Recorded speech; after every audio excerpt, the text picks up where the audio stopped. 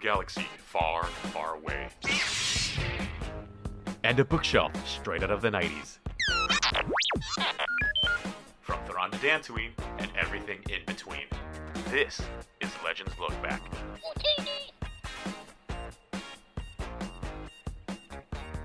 Hello everybody and welcome to another episode of Legends Look Back. Finally, here we are, doing one of the most prolific Legends books there will ever be. Welcome to the show brought to you by Utini.com, a show that's been described as the most 90s thing since Will Smith playing Nintendo on a zebra rug while wearing a backwards hat, where we talk about all things Star Wars Legends, celebrating our rich EU history as well as diving into lesser-known Star Wars classics. I'm your host, Jared Mays, and today I'm joined once again, finally, not on Hoth anymore, no longer frozen with us in the flesh, or at least digitally, over Twitch, or coming through your earbuds. If you're walking the dog, if you're doing your dishes, whatever it is, we got Freddie C. How's it going, Freddie?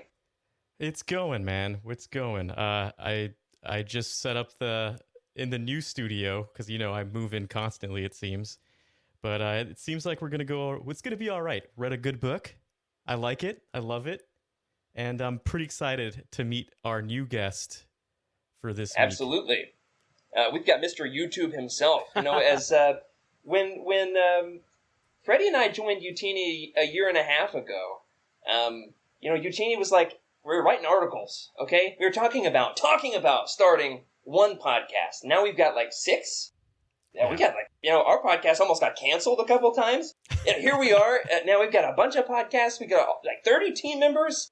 And I think one of the most exciting things we've got going is our YouTube channel. Absolutely excellent content. And one of the people leading that charge is Mr. YouTube himself, Jake Ruddle. Welcome, Jake. How's it going, man? Hey, man. How's it going? You know, it's been better, but we're doing okay now. I like that intro, though. I like Mr. YouTube himself. I'm a teacher, and that's how I get kind of, my kids. Oh, yeah, you're Mr. Ruddle. Yeah, well, and then that's because they'll go in and joke now and be like, "Did you do another YouTube video yet?" And I'm like, "You bet I did. I hope you watched Absolutely. it." Jake, I've got one question for you as we get started. Yeah. Why is everything purple?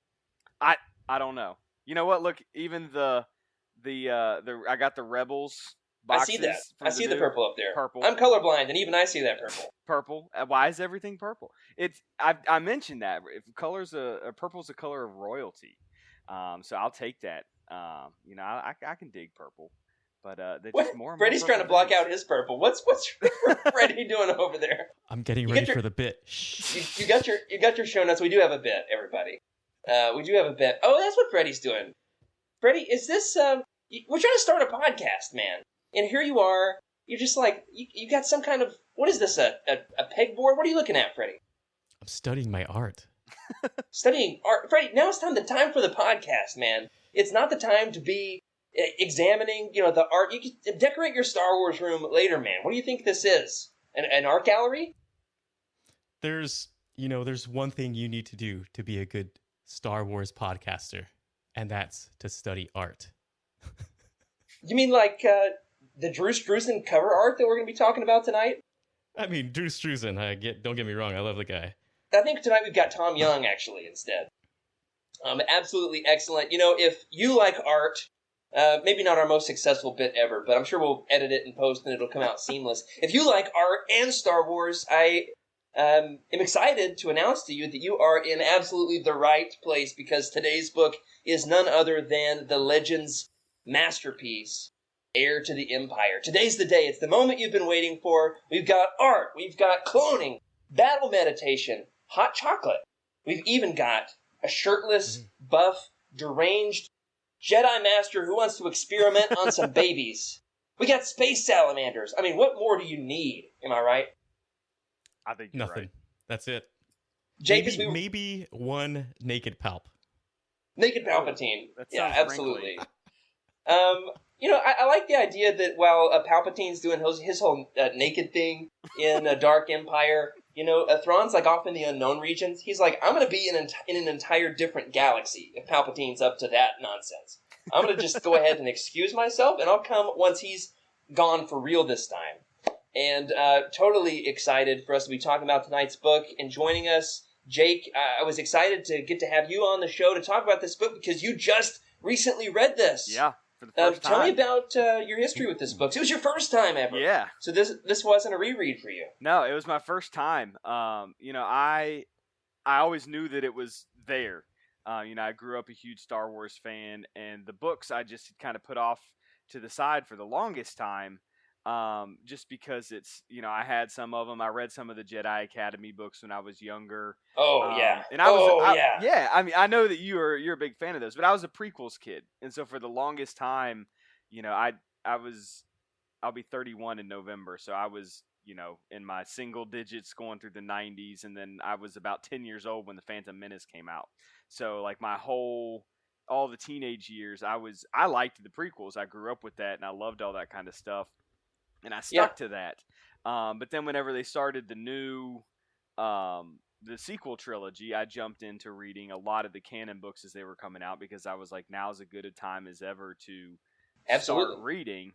And then that's when it kind of opened up into like, there's so many of these Legends books now that I haven't read. And so Heir to the Empire is like universally recommended by anybody, this is the first book that you want to read. And it was just in the Legends timeline. And I was not surprised at how much I loved it, but like I was captivated very early. Like I could visualize so many things, and it was kind of a a unique perspective.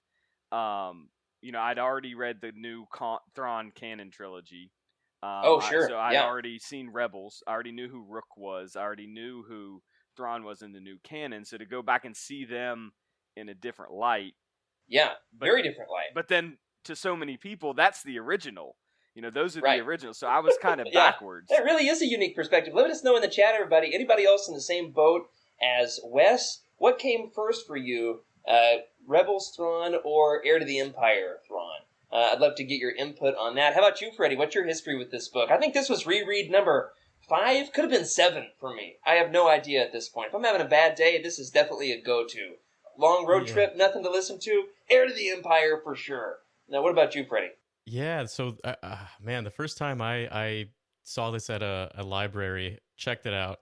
Honestly, I was too young to really understand what the heck was going on. I didn't really get it too much. My third reread, it was probably like 2012, definitely around 2012, and I just felt like I had to read it again.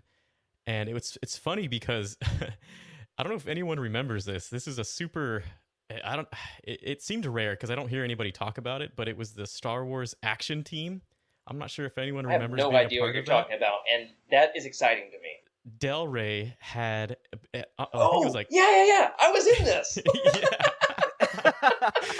So the first book that I ordered using all the points that I gathered from Del Rey bad boy?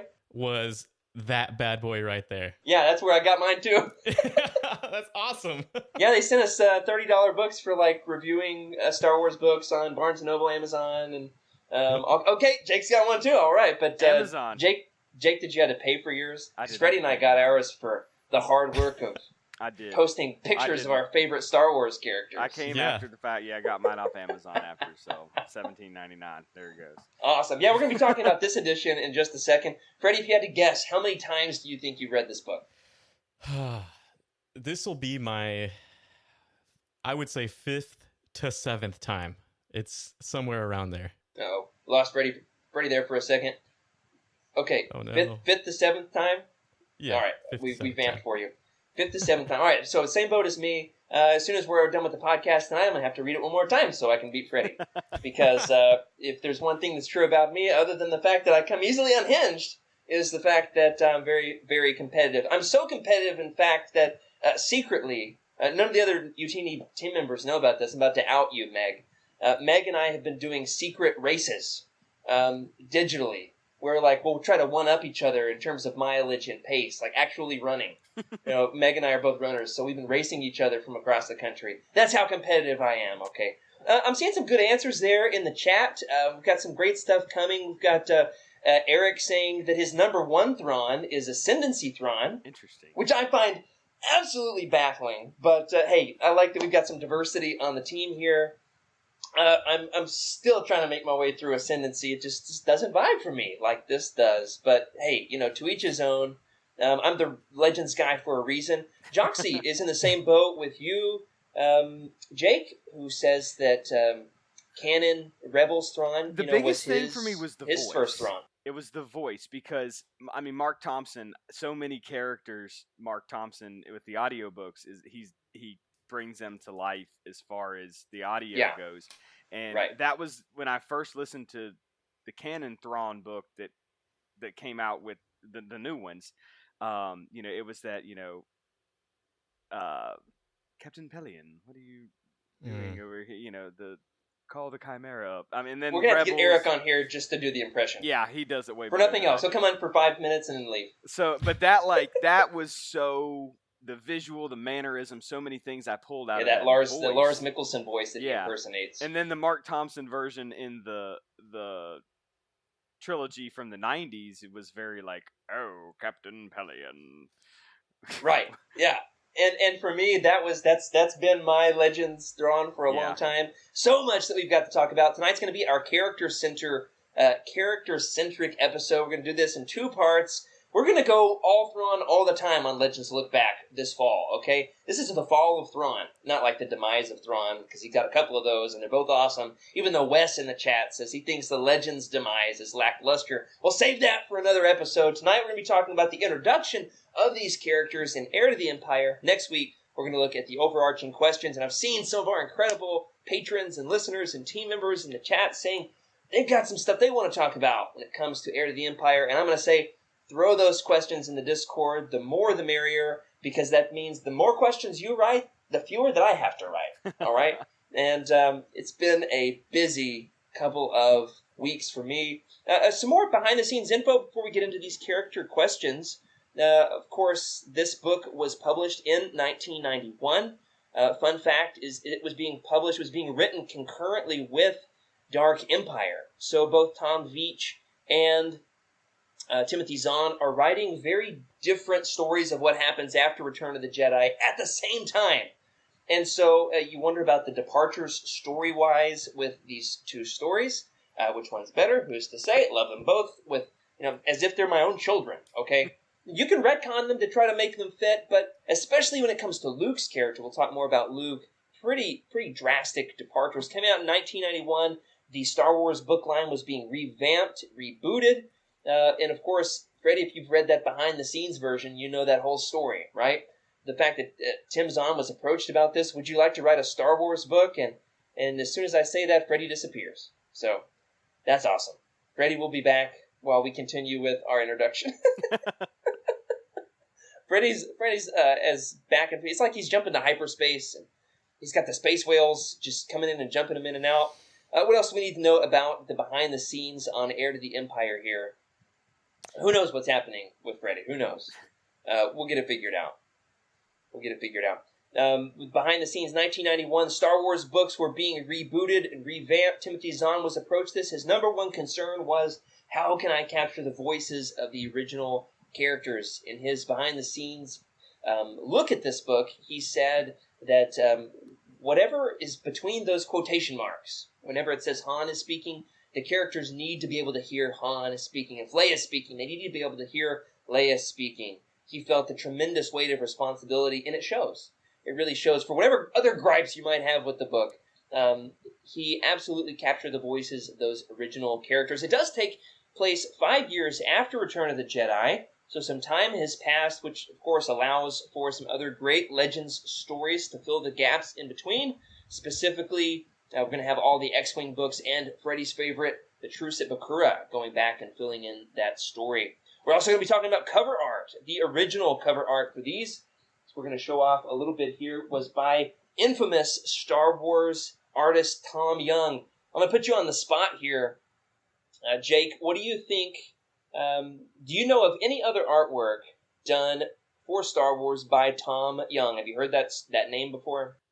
I've heard the name mainly in the past, couple weeks. Well, I mean, I probably read Heir to the Empire. It was over the summer, but as I've kind of Googled it, because I like to have the visuals of the characters, and when you type in Sabayoth and all those types of things, I would see his name pop up as far as the artistic pieces of it. So, but I don't know what else he's done.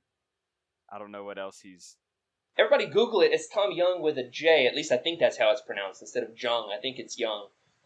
He, of course, is most famous for his portrayal of the original concept painting, the original concept poster for A New Hope. Oh, that's very iconic. Holding, you can see my armpit here. Holding the the lightsaber up above his head like he's a Power Ranger.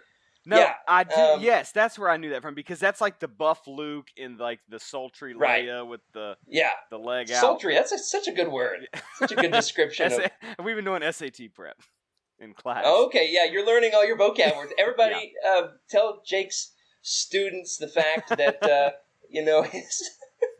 he's doing great with his vocabulary words. Freddie, I'm gonna try to reboot your camera on my end. Don't do anything. You're looking good to me in another browser window. So.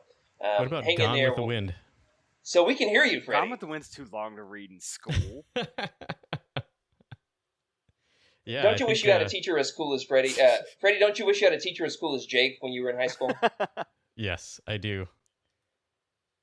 He would have given me all the Star Wars books to read. Yeah, well, that's the part. I used to teach ninth graders, and the Odyssey. I taught Star Wars with the Odyssey because we would teach about archetypes and how, like so many people, that very first Star Wars movie, it's the same story that's been told over and over and over. And George Lucas has talked about that.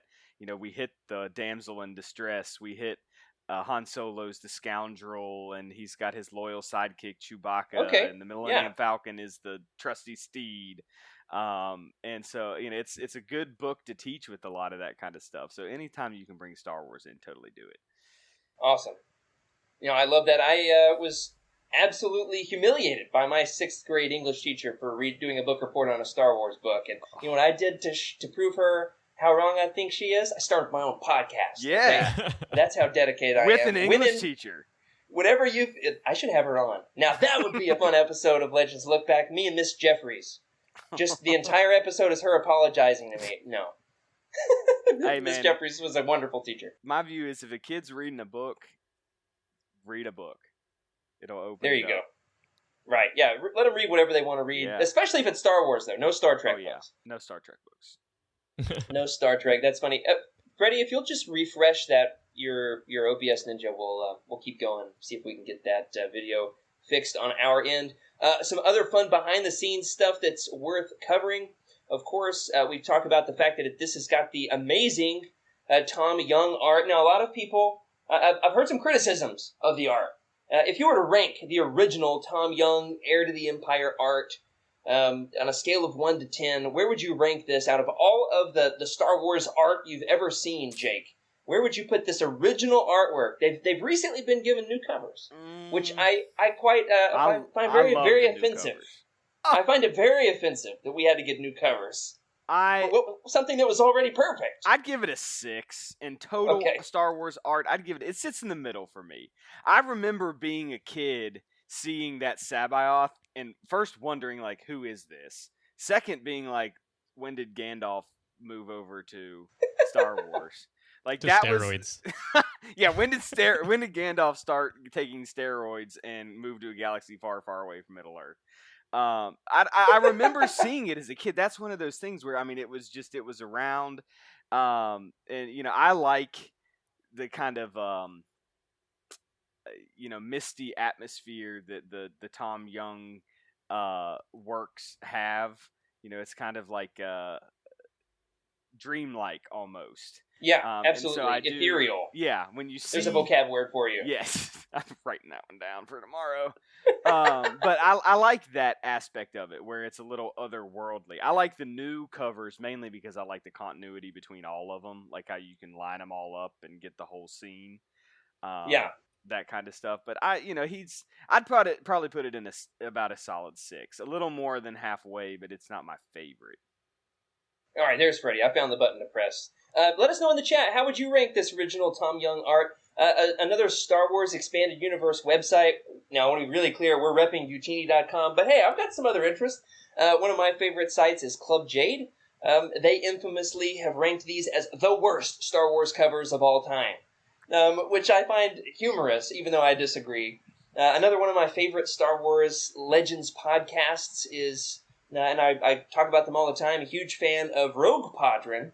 One of the guys on Rogue Podron calls this picture of Jeruis Sabaoth, he calls him Buff Obi-Wan. And so I've forever called him that. I mean, just look at the abs on abs on abs. I mean, he could start for your high school football team, couldn't he, Jake? Yeah, but to me, it's like it's just you cannot pass. Like So it's funny. Gandalf taking the Balrog down. But I've had to shift my views there. What's especially funny about it is the fact that in the book he's described as this, wispy and lean. Tom Young is like, I see you're wispy and lean, and I rub you. I raise you. Well, I raise you a 10-pack. That was a Freudian slip if ever there was one. Doesn't Luke or Mara, when they finally, it's not in Heir to the Empire, but when they do, isn't there a description later where they come in and say like that he's incredibly fit for his age? And I don't like that makes me wonder now. Like, did Zahn put that in intentionally because that's how he was portrayed on the cover of the first book? But like one of them does mention it at one point, like he's incredibly fit for his age.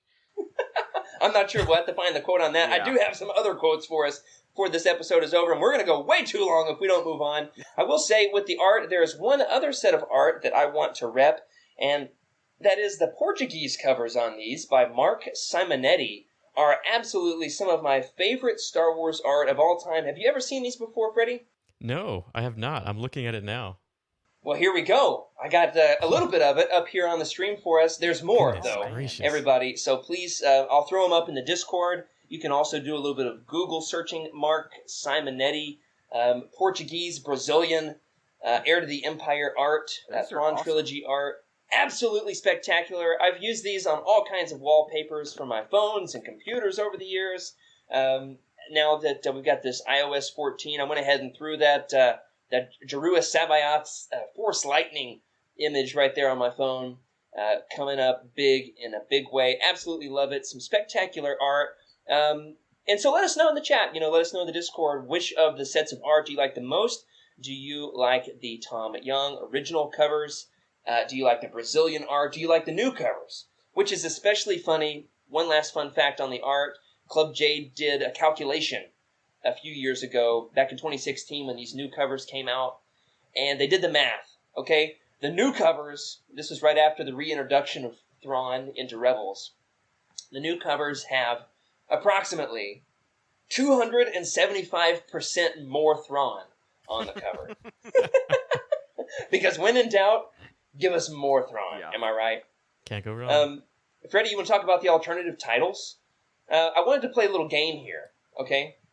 Don't look at this in the show notes. Give me just a second, and everybody, I want to hear your best guesses. I'm going to read off some titles here, and I want to hear your best guess. Which of these titles were actually considered as alternative titles for Heir to the Empire? Okay? These were potential titles pitched by Timothy Zahn. Some of these are real, some of these are fake. So I want to hear your best guesses on which of these are real and which ones are fake. Are you ready, Freddie? Let's do it. Every time I say that, I promise everybody, it's not like supposed to be a joke. It's just naturally just coming off my tongue. Okay, some potential titles. Wild Card. Luke Skywalker and the Mission to Mirkor. The Emperor's Hand. The Grand Admiral. Space Salamanders, a Star Wars story. Yeah. All right, out of all those, Freddie, you're going to start us off. Give me just one. Which one of those do you think is a real title? It's got to be the Space last one. Salamanders, right? Absolutely, that was it. That sounds like They're actually would buy the that. Ysalamiri are actually described as salamander-like in the book, as if the name Ysalamiri wasn't enough of a dead giveaway. Zahn I had to actually Google describes them as. You had to Google it? I had to Google it. The description wasn't working for me in the book. Well, the fun thing is you could always read the graphic novel adaptation, which we'll talk about in a Yeah. second. All right, Freddie, what's your best guess? All right, so if I had to go with a very Legendsy title, especially for this era, I would say Luke Skywalker and the Mission to Mirkor. That just sounds very. Oh, you say Legendsy. Mirkor, huh? I say Mirkor. Exactly. Come on, There you Freddie. go. That's the reason why. All right, we're gonna have a Thrawn-style, like military tactician battle to decide this one of these days. We can probably do that over social distance. You command your fleet, I command mine, and we'll see who likes art the most. Right? That's how this works. That's how war works. Right? Okay, Jake, what's your best guess?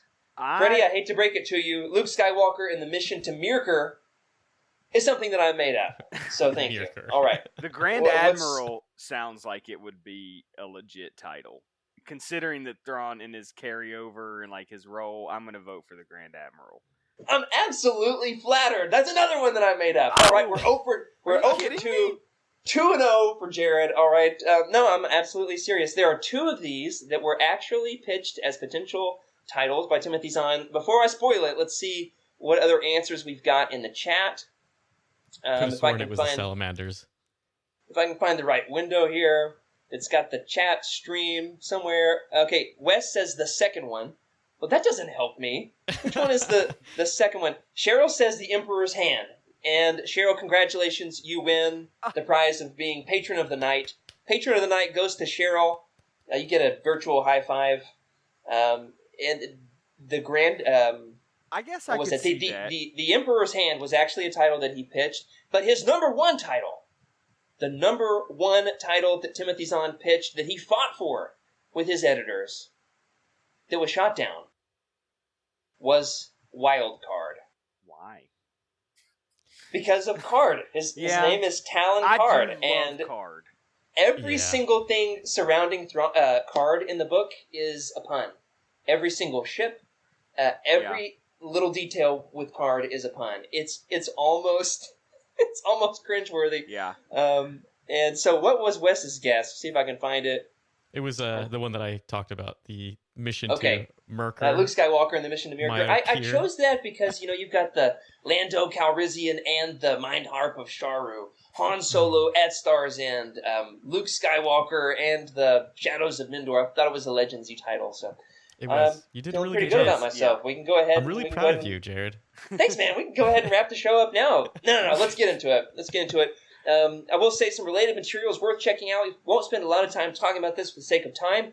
We've got a Dark Horse Comics adaptation, which Jake has in his Legends Epic Collection. It's collected most recently in the Legends Epic Collection volume, the New Republic Volume 4. Jake's showing that off. I read that this week in preparation for the show. It's a great way to get... You want to know what one version of what Nogri might look like. Mm-hmm.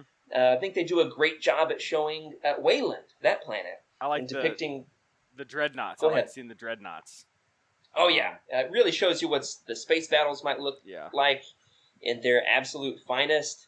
It's an absolutely great depiction of the characters and the battles and the planets. All that good stuff. It's a 6-issue series, is that right, Jake?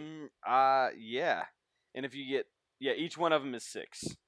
And so if you find the Epic Collection, I found mine at a Books A Million. You get all of them in one, which was nice because I could just go all the way through. Awesome. I will say that another great behind-the-scenes thing to check out is the, as we've mentioned, the 20th anniversary Heir to the Empire hardback, which has notes in the margins, both from Timothy Zahn and his editor, which is a lot of fun to kind of hear their behind-the-scenes ideas of what they remember of having written the book. This came out in 2011, and finally, one other thing to check out would be the West End Games source book, which came out in 1992. Definitely an old school Legends thing. I picked it up just a few months ago. Went through it. It gives some great behind the scenes information. It's got some original artwork. Look at this Lando.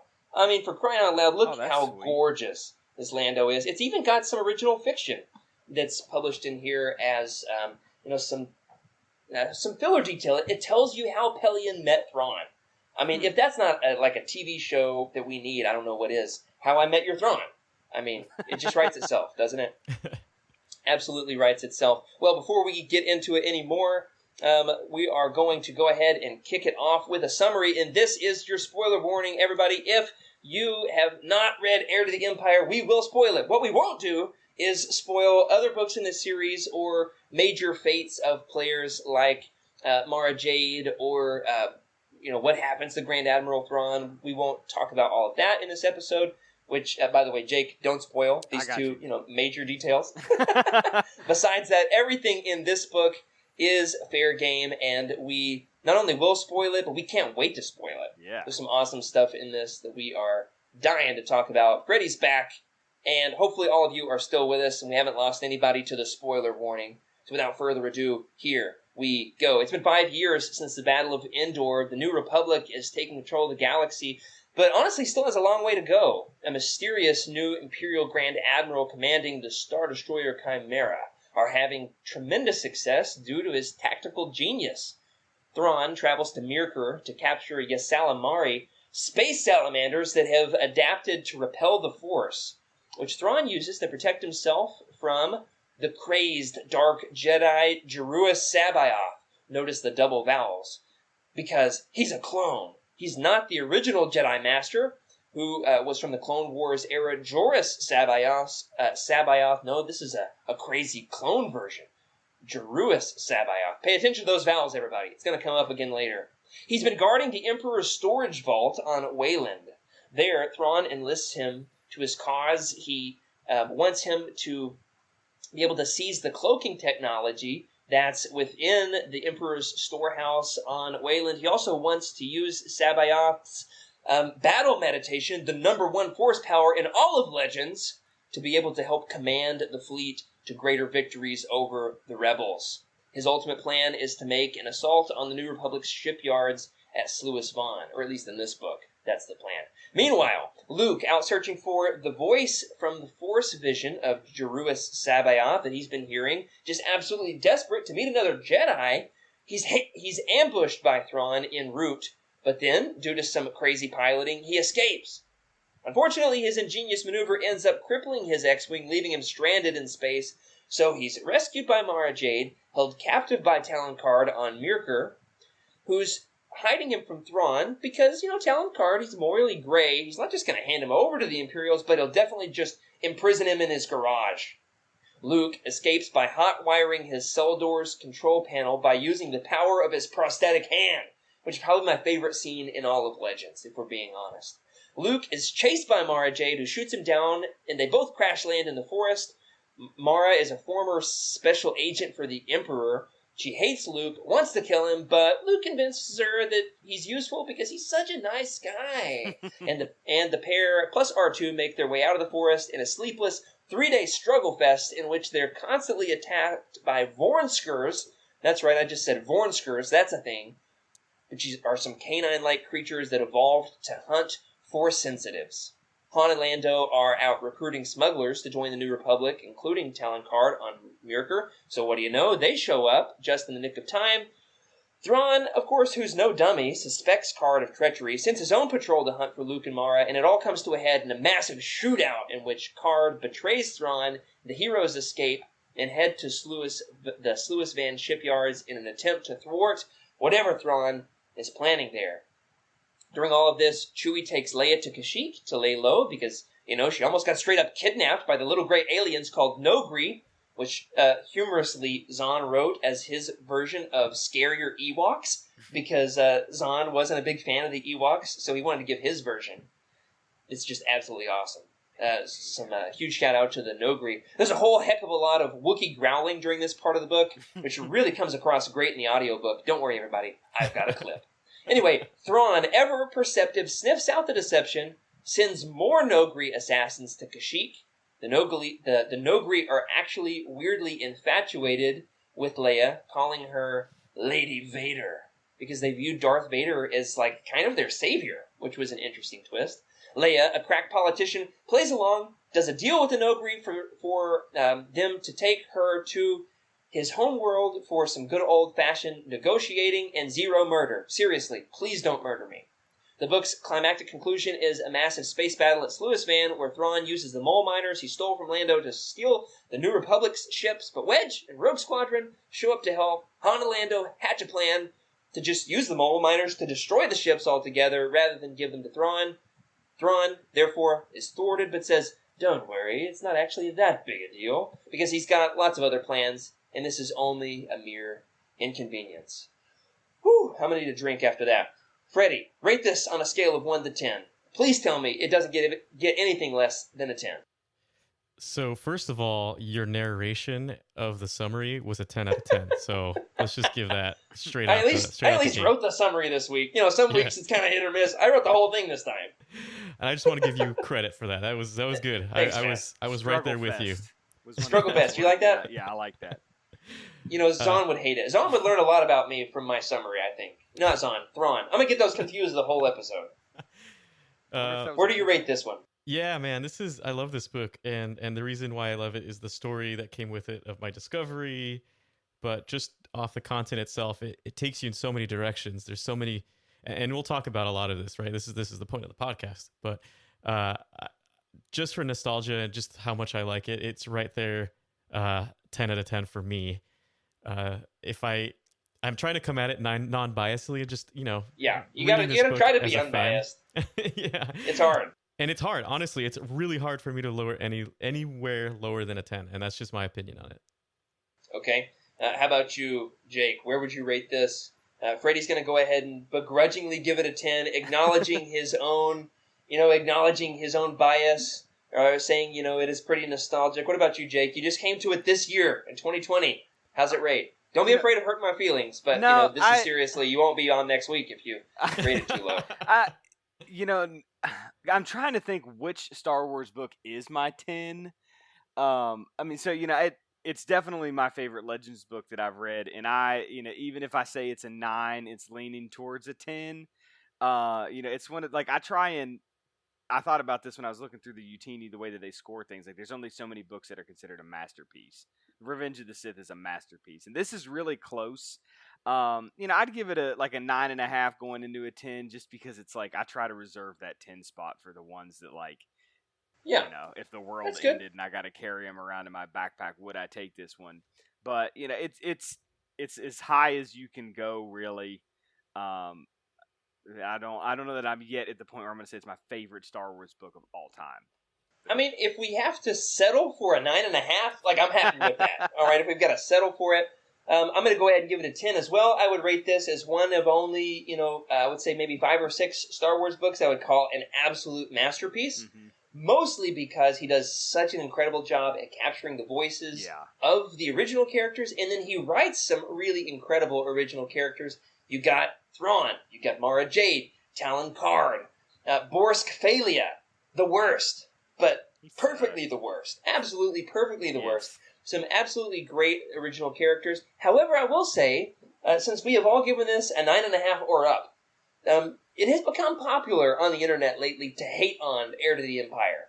So I do want to try to give a little bit of, a balanced perspective on those who might disagree with us. Just this week, in a Reddit group that I'm in on the Star Wars Books subreddit, somebody posted how they just read Heir to the Empire for a first time, and they called it, and I quote, an underwhelming milestone. So, people do disagree with us, but let's be honest, we're right. All right. And we're gonna get into why we are. Yeah. And we can talk about what those reasons are. If you're curious on why somebody didn't like it, let me know. I'd be happy to share it with you in the Discord. I'm not going to give this Joker any more credit during our episode than we have to. So let's start off with the characters. Let's start with the morally gray characters, and we're going to move into the heroes, and then finally our villains. Freddie, let's start off with Mara. First of all, Mara absolutely hates Luke. And it's really clear early on that they're absolutely made for each other. It's so funny. It's so funny how much she despises him, and he's just like, what? What did I do? Because in this book, Luke is a, all caps, nice guy, isn't he? Yeah. I mean, the very first nice scene guy. with Luke in this book, he's drinking hot chocolate, for crying out loud. If that doesn't signal to you, and to Tom Veach and the entire crew writing Dark Empire, where Luke is a baddie, he's edgy. In this book, he is got some serious suburban dad energy. I mean, in this book, he's just like drinking hot chocolate. The edgy girl is like hitting on him, and he's like, I know you hate me, but you should probably not kill me because I'm a nice guy. It makes me. Go ahead, it reminds me of in the Battlefront 2 campaign, whenever they're going through the Emperor's Observatory, and Del asks him like, why are you helping, or should I give this to you? And he's like, because I asked. And like that, that's just that vibe of like, how can you argue with that? I just played that a couple weeks ago, Jake. You're finally late to the party on this one. It's only like a 3-year-old video game. That's such a good Just trying point. to make my way through it. Why do you think, Freddie, that Mara hates Luke so much? What is it that's got her so triggered when it comes to Luke Skywalker? Well, it's definitely her ex boss. That's for sure. Good old Palps. Just Luke coming in and ruining everything, and of course she's bitter with all of that nonsense. But she, as we all know, she earns or he earns her trust and eventually her love. So Right. Jake, what's your best estimation on this? Why do you think that Mara hates Luke so much? Is it more Luke ruining her life, or is it more Palpatine's influence? I think neither. I think she's a little jealous because I think that she knew. I mean, I think Palpatine's influence was definitely there, but from when I look at it from this literary perspective and the character development, and I try and step into it, I think part of it is that when Mara really learned about Luke and what he was doing and how he was doing it, she was this character that was kind of trapped at this point. The Emperor Right. had his hold on her, and she was able. The jealousy isn't there, like, oh, I'm mad that you have something that I don't. But I think so much of her resentment for Luke was that he was who she couldn't be. I Ooh. think. See, this is why we gotta have Jake on the show. This is some good insight here. I like it. Thanks, but I mean that's the way that I kind of see it. Is that she had good in her. The same way that we kind of see that a lot of these gray characters, start to lean towards the good side. We have this. We no longer have a Vader character in the stories where we have this character that's kind of battling with the goodness that's in them, and she wanted so hard to stay loyal to the Emperor. But I think so much of her resentment with Luke was that she had these powers, she had this force power that she couldn't really control and didn't know what to do with, and the Emperor gave her that, but I feel like so much of her character was like, if I was only in Luke's shoes, I would be in a much different situation now. So I think, let's be honest. Yeah. Mara's way cooler than Luke. Luke's not cool. Yeah. He doesn't have the swagger she has. He never was the scoundrel. She's got so much swagger. Yeah. And that's a very 90s woman sci-fi character thing to do. However, Mara's character definitely endures beyond that trope. Yeah. And has some incredible development beyond that in all of Legends. And we're just barely scratching the surface here. Yes. Few characters in the EU have a larger legacy than Mara Jade. I mean, how many times has George Lucas or Dave Filoni gone on record answering questions about Mara Jade? Just this week, for crying out loud, Mark Hamill himself tweeted that he wants to see Mara Jade made canon again. Hamill. I mean, just this week. Perfect timing for us to be doing this show. Yeah, I know George was he was not fond of Mara at all. I didn't know Do you think George actually read these books? He probably read enough to know he didn't like Mara, and I think he always had this idea that Luke was like a monk, right? And he didn't want Luke to get in that same relationship. Celibate to the end. Yeah, but everybody else was like, no, bro. we want a character who, and you know what? I thought Mara Jade I liked her a lot. I like her character. I like her personality. I like I guess what I'm trying to say is she gives something to Luke that Luke doesn't have if you just read Luke by himself. Yeah. Just realized I didn't have you on the screen there, Freddie. Sorry. Ooh. Here you are again. It's a great point. Regardless, of course, for our audio listeners, they don't have a clue that we couldn't see you. I will say this, we're talking about the fact that very few characters cast a larger shadow on all of Star Wars than Mara Jade, other than maybe Thrawn, who's now canon again. So that's awesome. But if you were to describe Mara in one word, just from her initial first impression in this book alone, without spoiling, her where she's going to go in all of Legends, what one word would you use to describe Mara? Jake, why don't you kick us off here? What's your one word? And feel free to chime in the chat. I like that Cheryl gives us a great answer. She embodied everything I am. I am not. Everything I am not. That's a big difference there. And I admired all her strong and vulnerable qualities. It's so beautifully said. Cheryl, you're going to make me cry. What do you think, Jake? What's your one word for Mara? Angst. Cheryl says resilient. You say angst. Angst. Why angst? Because I feel like so much, and I don't say that in terms of like, the angsty teenager, so much as like angst in the terms of that she,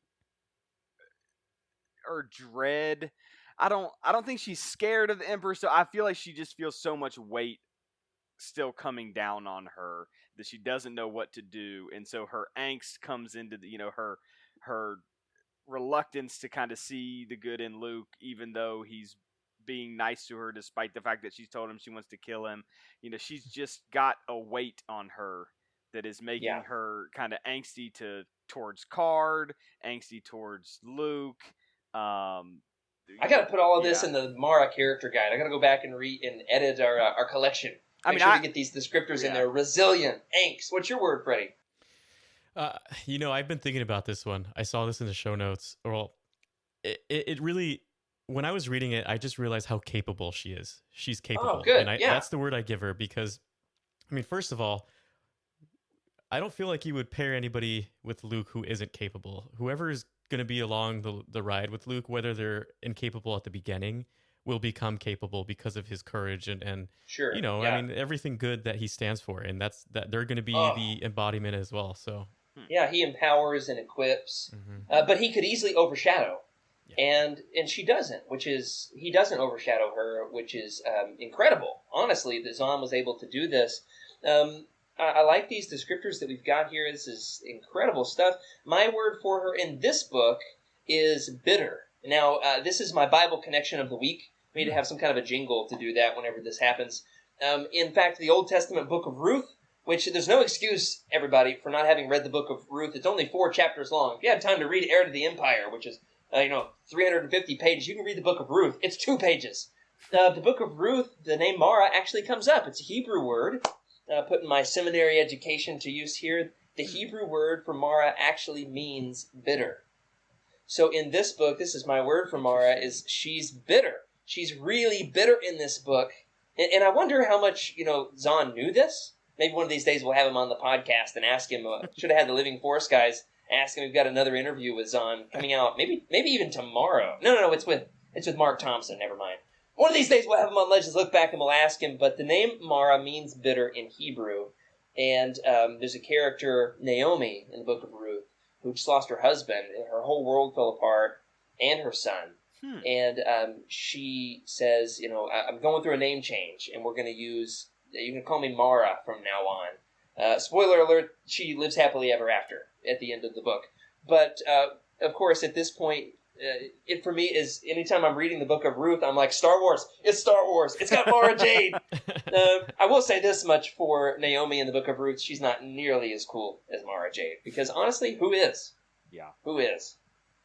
Mara's not the only original character in this book that Zahn originates. Another standout, of course, is Talon Card. In the 20th anniversary behind-the-scenes edition, Zahn said on record that he envisioned Talon Card as a version of who Han might have become if he hadn't fallen in with Luke and Leia in the Mos Eisley Cantina in A New Hope. He's morally gray, but with his own code of honor. Freddie, do you think that's true for Card? Do you think that Zahn is right about his own character there, or do you see him differently? I see him a little differently. It doesn't. I don't want this to come off negatively, but I feel like Talon Card is way more capable than Han Solo. Yeah, absolutely. Yeah, I mean, he's got his own secret base. Yeah, he's got a secret base. He's got a group of people who follow him. I mean, Mara Jade is his right-hand woman, right? I mean, yeah. He seems way more capable than Han, who's kind of just stumbling. I wouldn't say he's stumbling through life, but he's running off the Corellian luck, the gambler's luck, and he just keeps winning every time. Yeah, I like that. He's way more capable than Han. What do you think, Jake? Is Card a more capable Han Solo? I think so. I think he's a little more focused in what it is that he actually is trying to achieve. I loved the character of Card.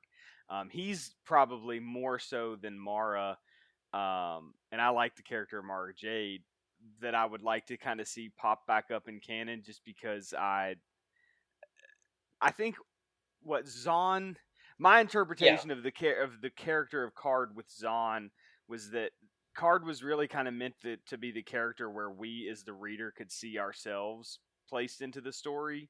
I like this morally gray thing, but it's like you play both sides, because I try to think like, okay, if I was in this universe and was with one of these characters, yeah, I want to be one of the good guys, but at the same time, there's like this survival of the fittest kind of questioning that you have there. And even as the reader, you're asking yourself, like, okay, if I was in this situation, would I team up with Zahn or Thrawn? I just did what you did. It's gonna happen, man. It's gonna happen. I'll edit it out. Would I team up with Thrawn, or would I stay to the good guys? And you don't know. It's easy to say that you would do one thing, but when you're in that situation, you might do something completely different. And I think that that's kind of where Card falls, is that he's got his moral code, but I think his struggle is not necessarily between the good guys and the bad guys, but it's whether or not he's going to break his code or follow along with it. And that's one of those things that I think Han Solo ended up having that same situation, where he had to kind of ask himself, am I going to break this code of being a scoundrel? Am I going to join up with these rebels and fall for the princess? But I definitely think that Card had much more of a focused goal in what he was trying to achieve, rather than just running around the galaxy in a hunk of junk. Jake, you got such a good point. It brought something up in my head of like, I feel like Talon Card is very good at playing both sides, right? Yeah. And he can play both sides, and he knows how to play them. But I feel like Han really prefers one side over the other. Mm-hmm. And I think that's definitely the difference between the two. Jake, I like that you said that, Card is a character who would actually fit pretty well into canon. Mm-hmm. I feel like the closest thing we've got at this point is Hondo Ohnaka, who is totally different and yet a little similar. Hondo has that both sides too. Hondo has some moments that make his pull. He's way more of a goofball, though. Yeah, way more of a goofball. In the audiobook, I feel like is very much Hondo Ohnaka. Okay, I have to give that another listen. I do agree with Cheryl in the chat, who says that she doesn't want Mara in canon because she loves her story in Legends, and I think I agree. I actually think that that Card would be a better next fit into modern canon from Heir to the Empire than Mara Jade. What do you think, Freddie? Yeah, I think. Okay. I think. I feel like Hondo Ohnaka was Talon Card, and that's sort of my opinion, but I don't know. I think he got that because I think Hondo started out as like this like quasi antagonist for the Clone Wars, and then he even had his own secret base, and his own Kowakian monkey lizard. Well, I never really thought about it like that. Oh my god, he didn't have Vornskers, he didn't have Sturm and Drang, but he had his monkey lizard. What was that thing's name? Love that thing.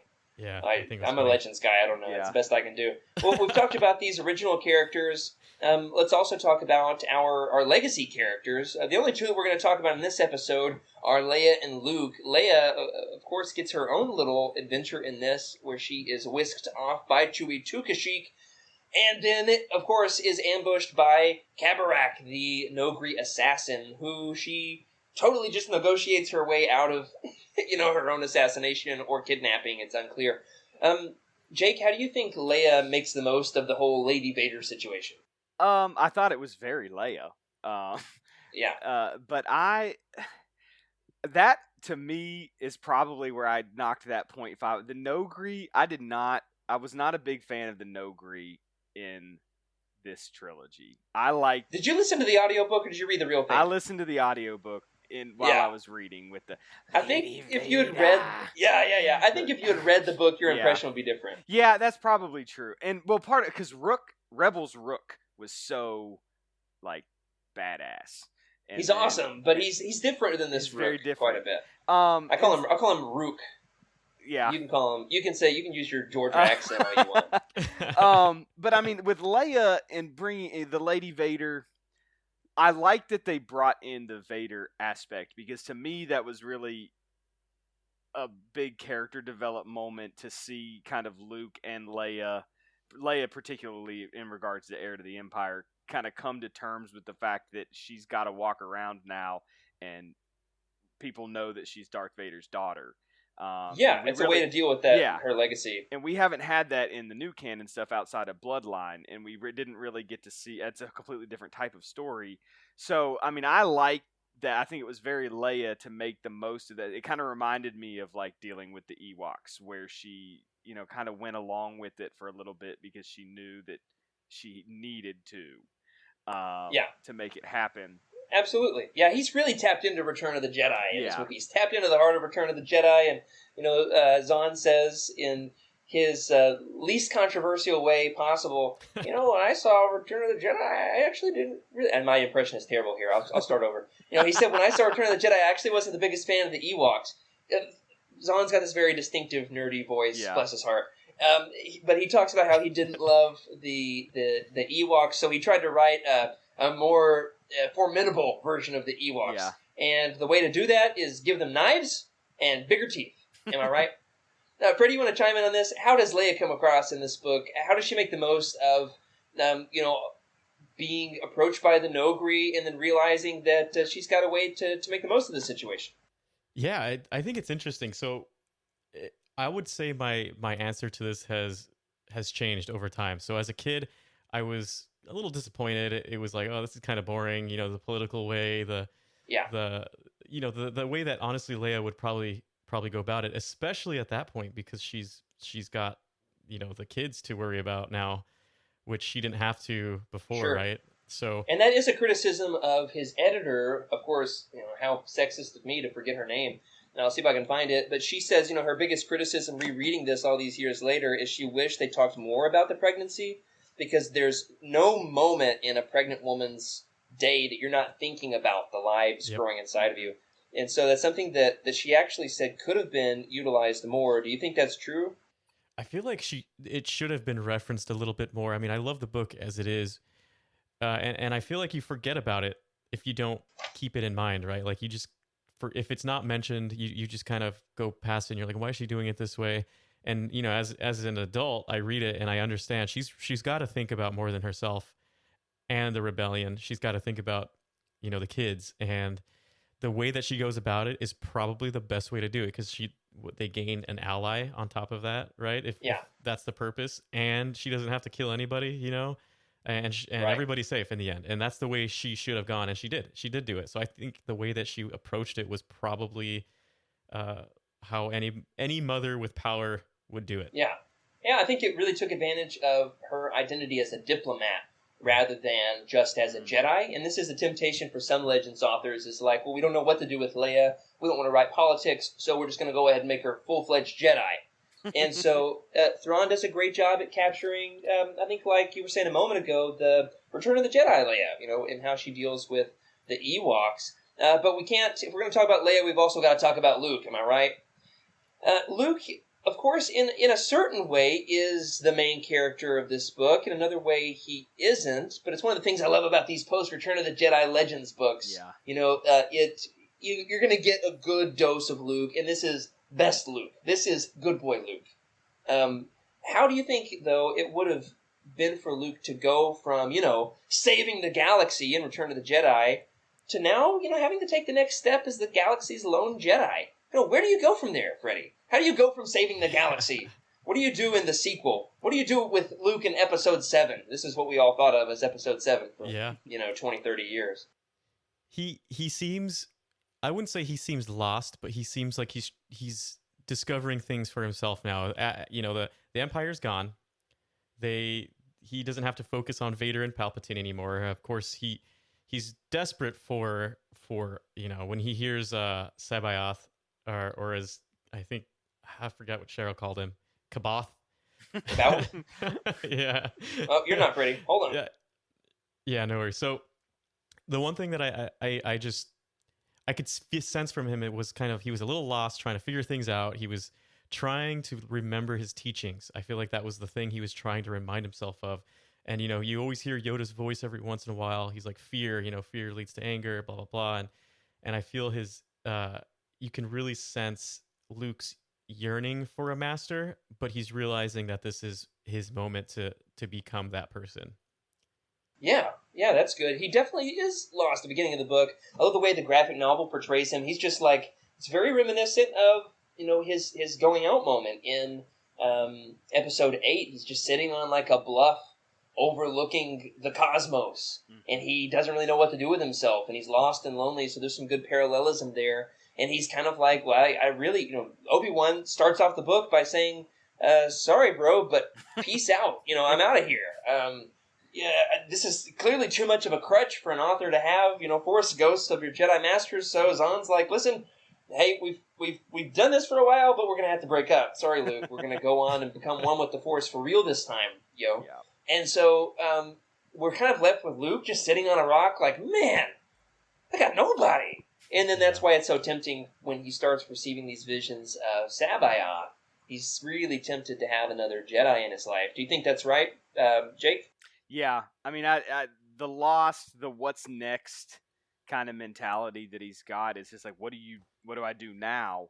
And I think that the way that why he was so drawn to Sabaoth, and even like where part of that lost aspect after that conversation with Ben, is that like he didn't have Yoda, he didn't have Ben, Leia wasn't quite there yet, but I feel like he was walking around part of the story with the idea that like I've got to do this because this is what Jedi do.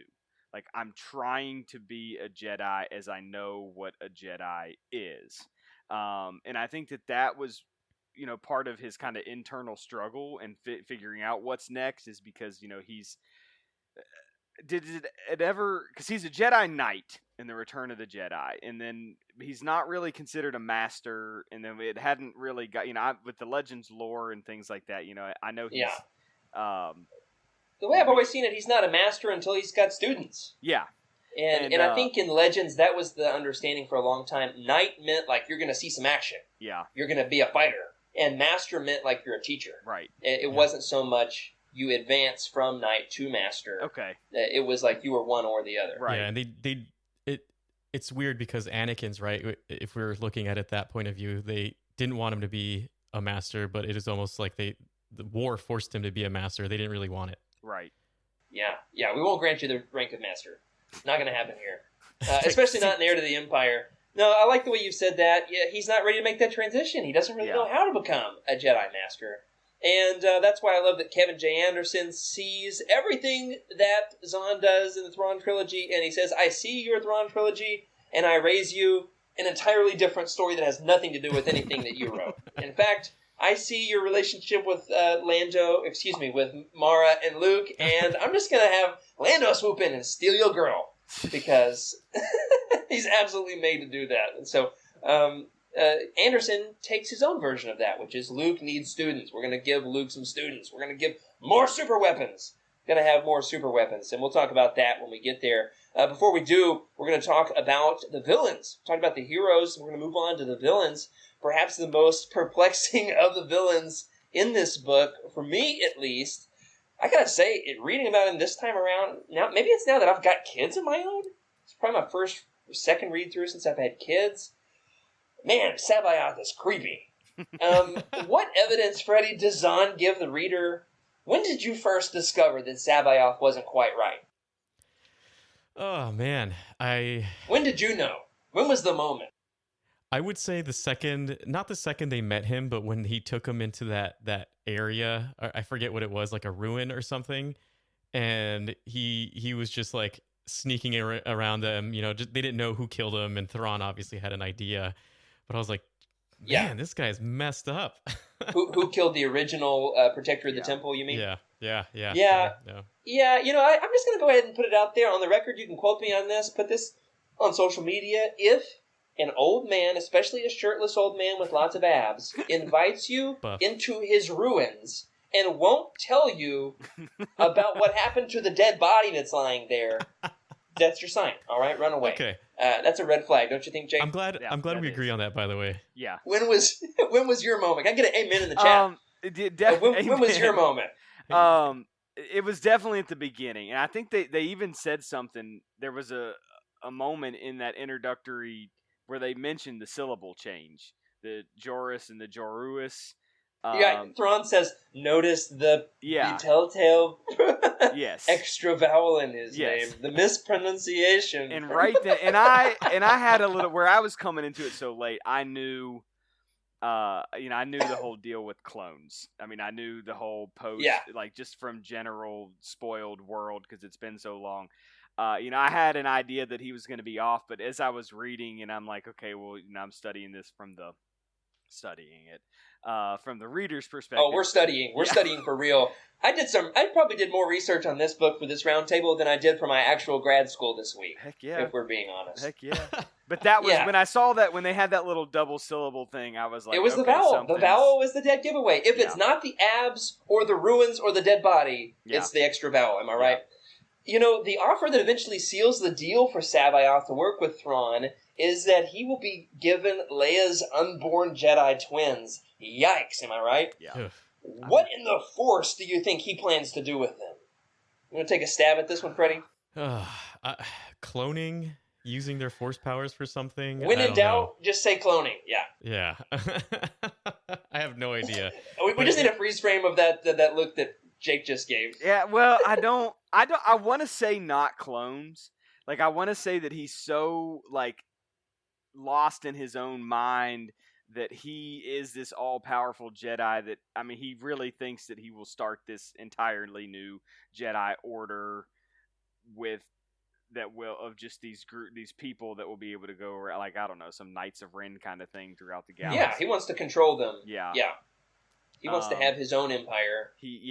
I have not read Outbound Flight yet to be able to kind of see how a lot of that began, and I don't even know if that does, but it's like on my list of things like the early Sabaoth, but... Yeah, the real Sabaoth is a good Jedi, but he's definitely, like, telltale of the fallen Jedi Order, like the corrupt Jedi Order, the Jedi Order that's in love with itself and blind to its faults, and he is power-hungry, and he is controlling, but the clone, it's basically, it takes all of those eccentric and less than reputable mannerisms and takes it to a 10 or a 12, if we're being honest. And I think that the rationale, I think it's going to come up in a later book, is that cloning Force users doesn't work well. Mm-hmm. At least in Legends, you can't clone Force users because it's the midichlorians, right? They go crazy. Something doesn't go right. You cannot clone Force users very well. And so this is a big problem, is Sabaoth's mind is deteriorating over time. It makes for a really great, new villain. How do you write a villain after Darth Vader and Palpatine? Here's what you do. A buff, shirtless, cloned, deranged Jedi Well, I think now that you right? say it like that, that's what, I like that analysis of it, is that how do you write a new villain? And I think that that's really what kind of needed to happen, is that, okay, well, so we've been, at this point in the story, we didn't have the prequels yet, we didn't have the sequels yet, so all we really know of the Jedi is, Yoda and Luke, and it's like, okay, well, what do you do now when you throw a character in there who would seem like it would be Luke's, like someone that Luke would go to for help, but then that person, that everything Luke's been told is that the Jedi are good, they're selfless, and then this guy's just a total opposite. And, right. That's, I don't know, that's kind of I didn't think of it that way. And it also works well narratively that he would be like the protector of this temple. That's why he wouldn't be in the original trilogy. I think sometimes shoehorning in extra Force users into the EU feels forced, and pardon the pun, but it actually works with Sabaoth because, first of all, he's crazy and who knows what's going on in his mind. And second of all, he's got his own thing out there on Wayland, protecting this, the Emperor's, what's the word I'm looking for? Hoarders-esque garage. And Thrawn has heard legends of it. It's kind of an Indiana Jones-esque, got to go get the treasure from the temple. The other massive, incredible, original villain that Zahn writes in these books, of course, is none other than Grand Admiral Thrawn himself. We've compared a little bit in terms of canon versus legends in the chat with Rook, and of course with whether or not different characters would fit into canon very well. We talked about whether or not we want to see Mara in canon, but there's one character who has been recanonized, and that is Thrawn himself, Mithron Uodo. I'm sure he would correct me on that, but with my southern accent, that's the way I'm going to say it, okay? But here's the thing. In this trilogy, Thrawn never gives us an inside look at Thrawn's thought process. We never hear from Thrawn's point of view. Of course, getting that now in more recent canon books, and it's going well. But in this trilogy, there's this shroud of mystery around Thrawn because you're only ever hearing about him from other characters. Pelion, in particular, is our reader stand-in. Why do you think Thrawn is so mysterious to readers in these books, Freddie? Yeah, I mean it's so funny because I was after reading these recently because it's been a while since I've read them again. But after reading, the newest Thrawn uh, books and then the canon books versus the legend books, I'm just like, oh man, he sounds totally different, and it's because you don't have that inner monologue of what's going on in his head, and it makes it Yeah. like it makes it mysterious because you're like, what the heck is he thinking? Imagine you take away all of that inner monologue in the books, right, and then you just see it as is. That's exactly what we're reading, and it's like, man, this guy, he's playing chess and we can't see what he's doing because the lights are off, right? Where you get that sneak peek in the canon.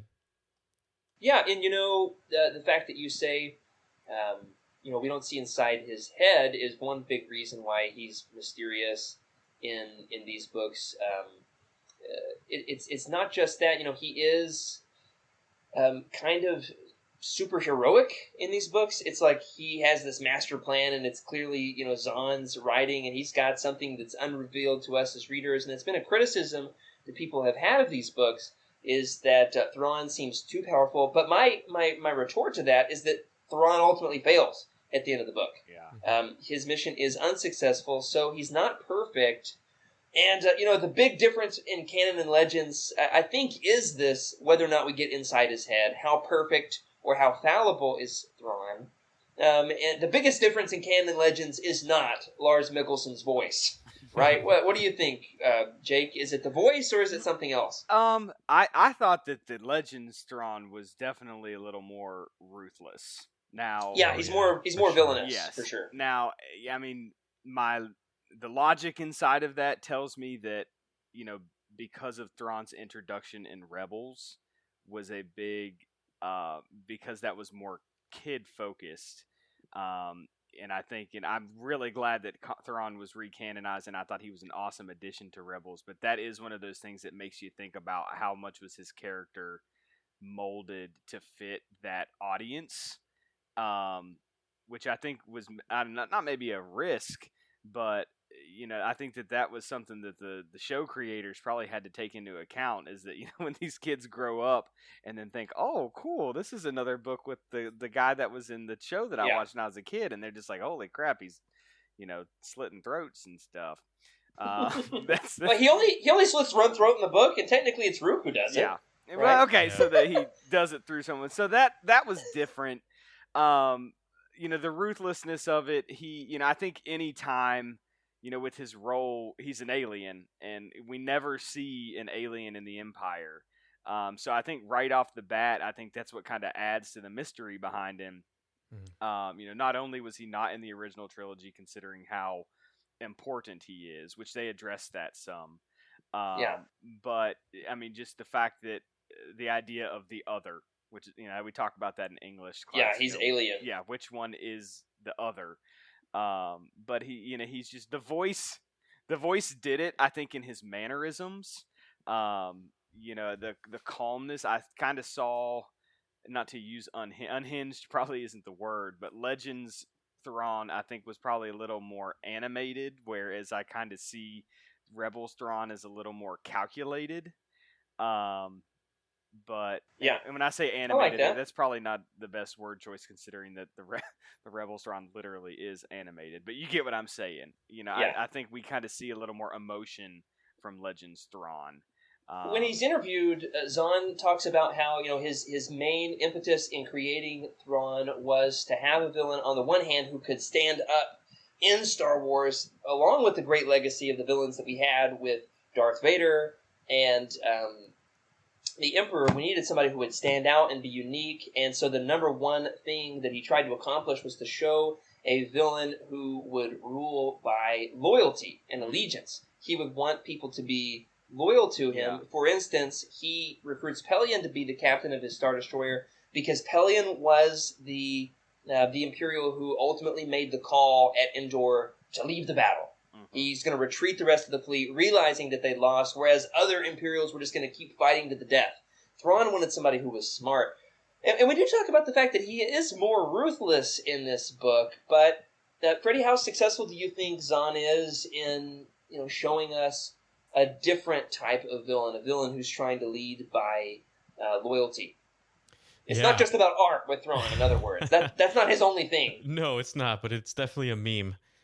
But you could see Thrawn is a very capable leader. There's no doubt about that. And I see it's interesting because the canon Thrawn seems more tactile, more strategic, and he's benefiting himself and his people, right? Whereas this one, you don't really get that I guess trait of him, right? He's just a really ruthless, in it for the Empire kind of guy.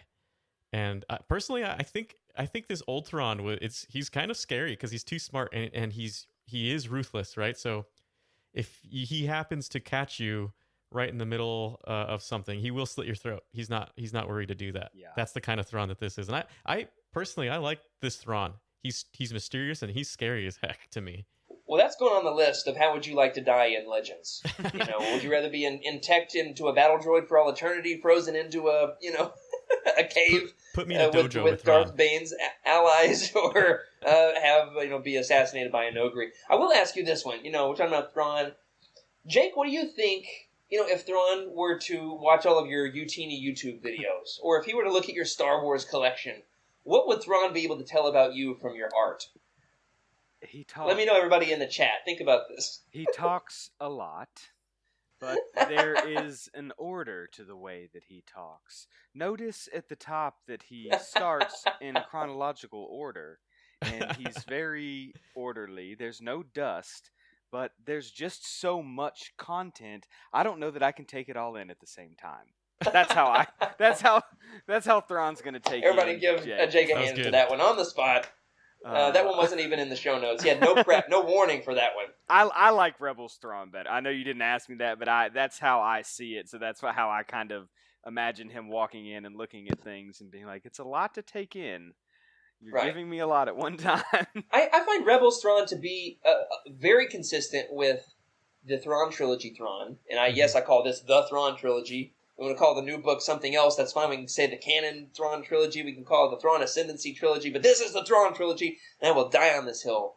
Except for, please, I don't want to die. There's more Thrawn books coming out. I find the Rebels Thrawn to be very consistent. I found Zahn's canon Thrawn in his books less consistent. So it's all a mess. One thing's for sure, these are great. So, Freddie, what would Thrawn learn about you from your art? This guy likes Star Wars Galaxies way too much, and he talks about Trusa Bakura any opportunity he can. Just leave him alone. Awesome. Absolutely. Yeah, he would probably tell me that, for somebody who likes to collect Star Wars art, you think he could actually frame some of these posters. Because, you got the humidity, and you got the windows open sometimes. Sometimes they're falling off the walls.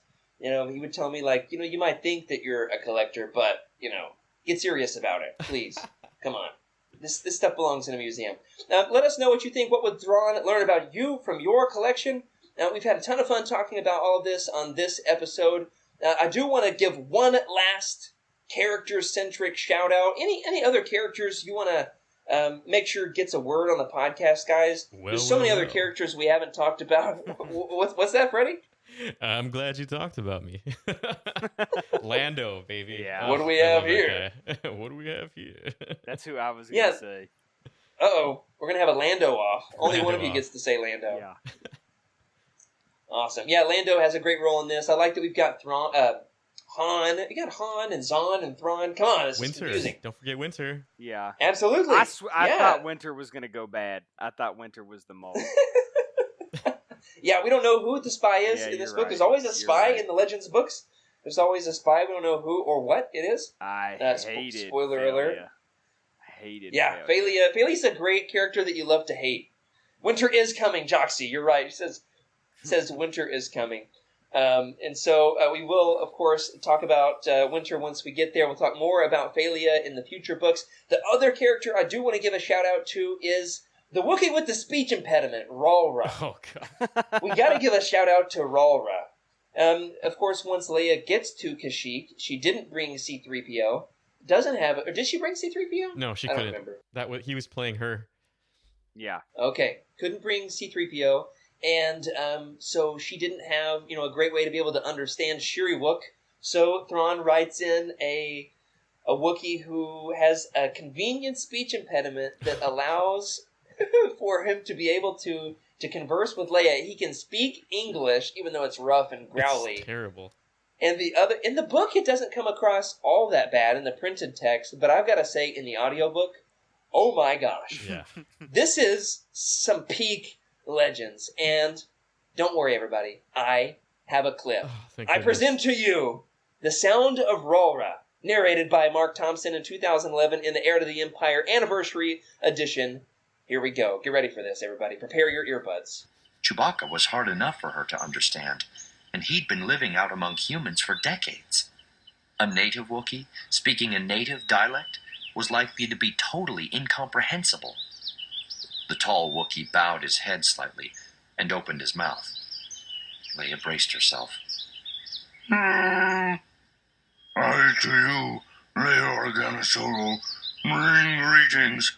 I to Roruko, welcome you.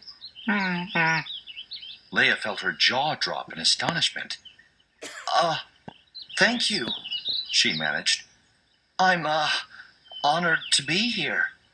As we, by your presence, are honored. He growled politely. Yeah. I am Ral Rachin. You may find it easier to call me Ra.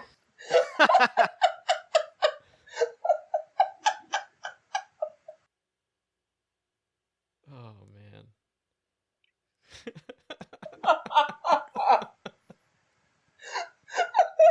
Like my name is Rawr, but you might find it easier to call me Rawr.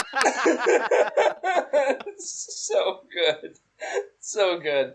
And that does it for this week on Legends Look Back, everybody. Thank you for joining us. This has really been a wild ride from our rocky start with the tech there, of course, all the way up until now.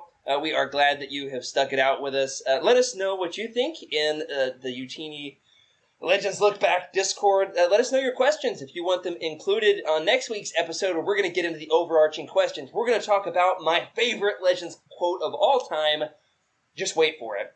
We're going to talk about why Ben Kenobi had to go. We're going to talk about the Ysalamari as a storytelling shortcut. We're going to talk about hot chocolate, the frequent use of Star Wars tropes, Thrawn's battle tactics, all kinds of awesome stuff.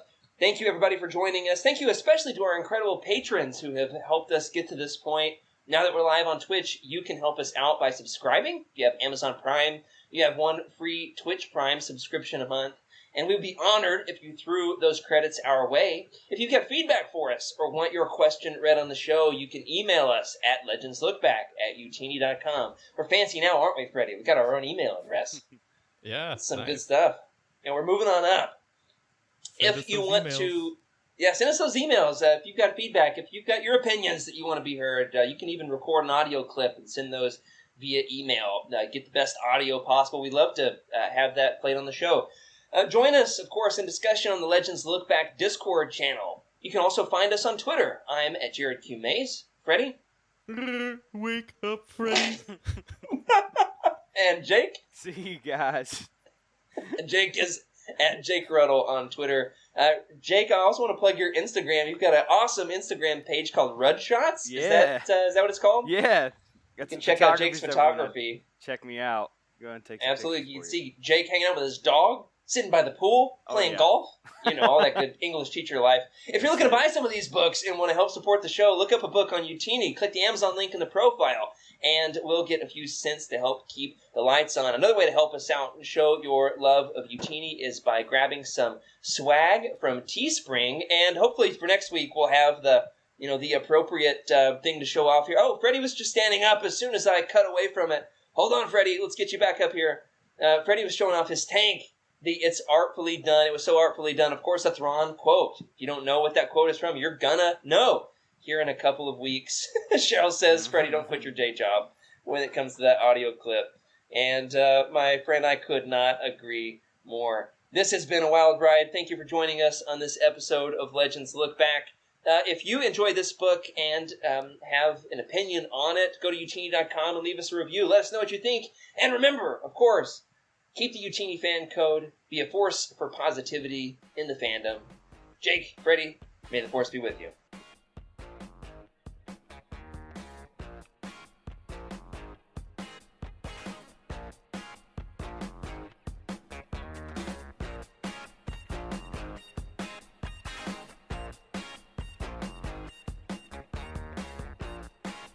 This is a Utini broadcast.